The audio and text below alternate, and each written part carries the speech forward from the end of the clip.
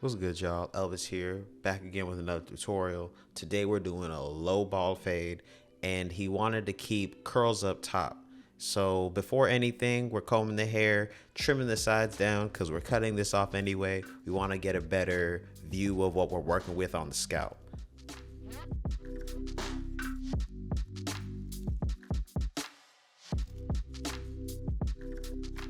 Now after that debulking, we're starting our initial guideline. This is a low fade, so we're starting right about ear level, and towards the back of the head, we're dipping down the blend line.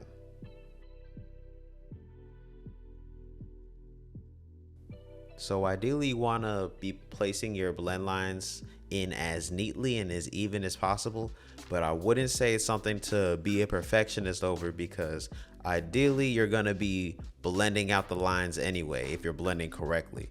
So as long as they're placed appropriately, you should be good, and you can always come in detail and adjust later.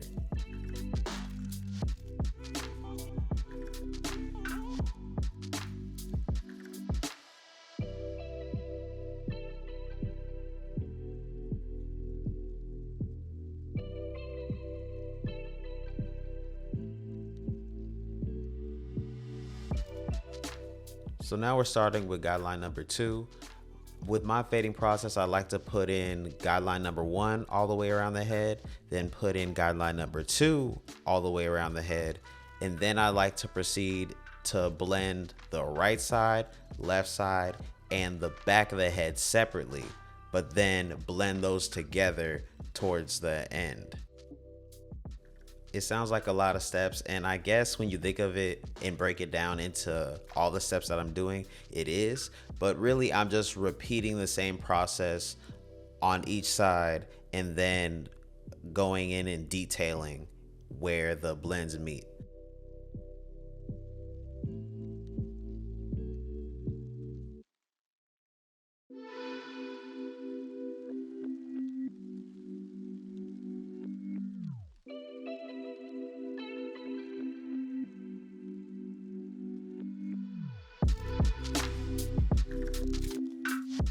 So we started with the blend on the right side now, and we're just trying to blend out that first guideline. And you can kind of tell I'm having trouble cutting with this clipper. And this was actually, if you've seen the video where I painted my old clippers, these are the clippers that I painted. And I love how the paint job came out, but I kind of forgot that even though it's a new coat of paint, they're still old clippers, and the internals are still kind of worn down. So the battery was kind of giving me issues. So now we start with our next guideline. This is a detachable blade. It's a 1.5 detachable blade on there. Back when I used guards, it would be the equivalent to a half guard or a 0 guard depending on the brand, but I prefer detachables to put in that guideline just because it cuts more evenly. And now we're blending out that guideline with our Andis Masters no guard. This is a technique that I've learned where you can just skip a half guard completely. And honestly, I could have just put in the guideline with the clipper no guard on it anyway using this technique. But I like to go through the steps with all my guidelines just so I can visualize it better.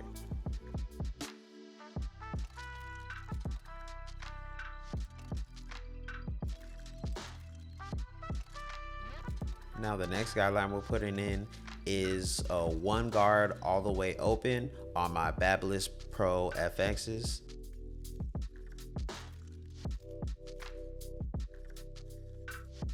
One thing you want to make sure you're doing is combing frequently, just so you're laying the hair that's still there uncut in its proper position, but also so you're combing away any hair that's cut or any debris that's there, so you can see your canvas a lot more clearly.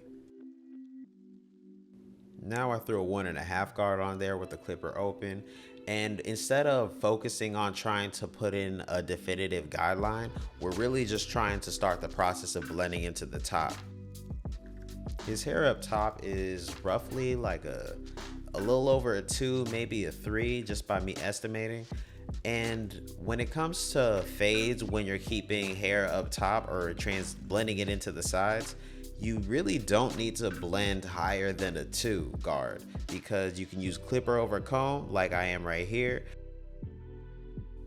Clipper over comb really allows you to debulk or blend very easily in an efficient manner, and I really feel like every barber needs to at least add it to their arsenal. It's worth everybody learning. So I went ahead and sped up this side just because it's the same process, but we're going to be throwing in each guideline and blending as we go.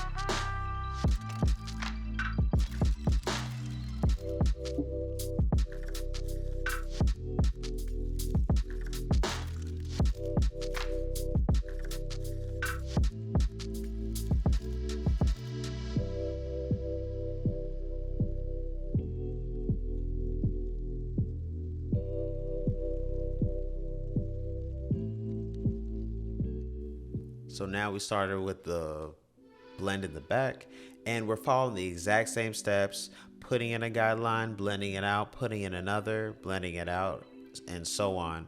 But a difference with how I blend the back is, and what I think is debatably the most important step of this process, is as I'm done with a guideline from the back, I blend that corresponding guideline all the way around the head. So I'm re-blending sections that I blended previously. It's basically a detailing step, because if you can blend a fade in multiple directions, whether it's up and down or left and right, it's only going to be so much more blurry and so much more detailed.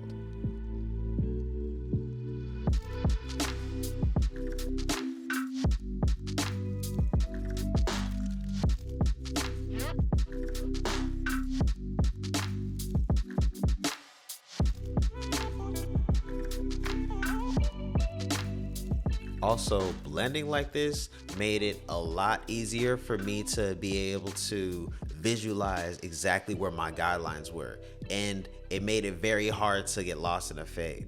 I know y'all saw the camera shake a lot. It's not an earthquake. AJ, the barber slash my loctician that cuts right next to me, she just happened to bump my ring light, and it's kind of wobbly.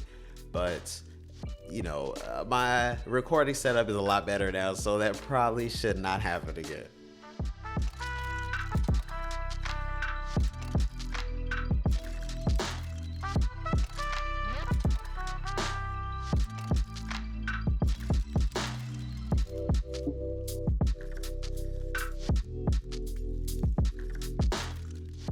Now we're really seeing the fade kind of come together.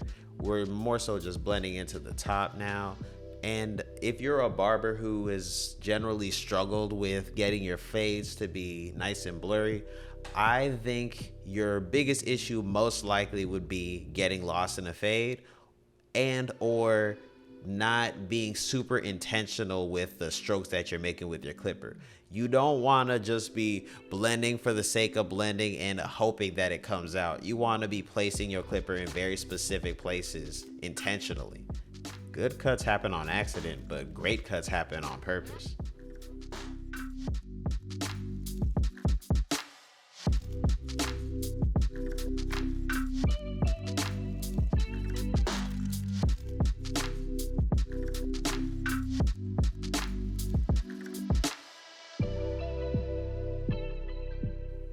Now we're blending the sideburn into the bottom of the fade. And just like how I like to skip guards with my fade process on the head, I like to do a similar thing when I'm blending the sideburns. And I try to avoid using guards at all if possible. I have nothing against using guards, but I've realized the less I use guards, the more the clipper becomes an extension of me, if that makes sense. But now we're preparing the lineup, wiping him down with some alcohol first, drying it, and then now we're wiping him down with paper towel with some hairspray on it, and then we're going to be drying that as well.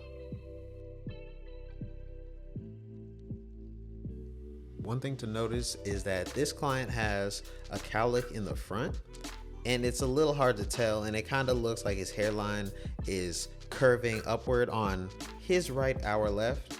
But really, that's just how the hair naturally lays down. So what I'm gonna have to do is to compensate for that area right there, but ideally not trying to dig in and trying to keep it as symmetrical as possible.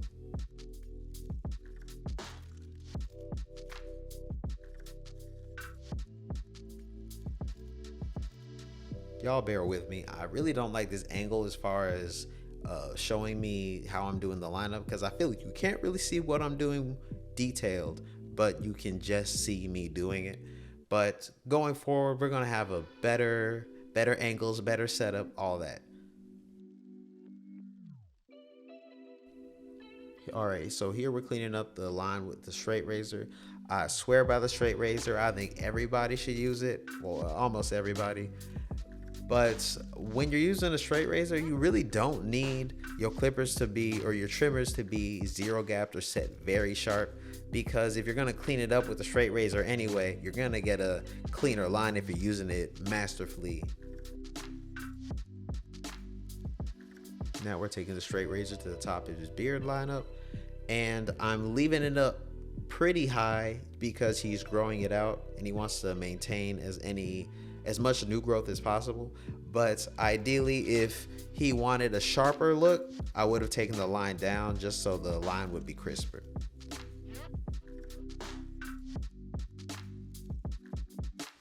So we cleaned up the bottom of the fade with trimmers just to bald it out.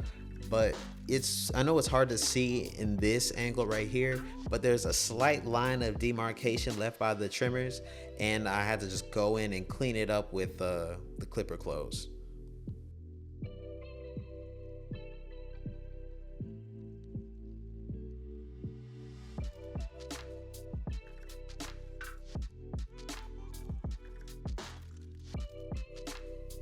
This is a crucial part of the lineup. Even after you're done lining it up, you're gonna wanna comb down some hairs that would hang over and clean up those that would lay over the line, because that's what makes a line go from being crisp and clean to looking kind of fuzzy, just the hairs that be laying over. So you wanna make sure those are taken care of. My client's rocking curls, so I asked if I could style for him, and I threw in some mousse, and we're just gonna grab our twisted up comb and really get those curls popping. But I did not realize up until this point right here that I put way too much mousse.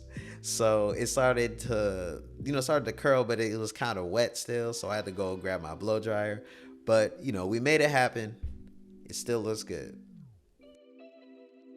Once you learn the basics of how to perform a good haircut, learning the style is pretty essential because it really just brings everything together. So this is basically the cut. Normally I would have thrown it on a little enhancement just to make it pop. My client didn't want it, and that's fine, because ideally you want your cuts to be solid enough to your client's liking to where they don't require it, and it's just a nice little add-on. But that's our low ball fade tutorial. I appreciate y'all watching. Please like and subscribe. But till next time, craft over clout. I'm out.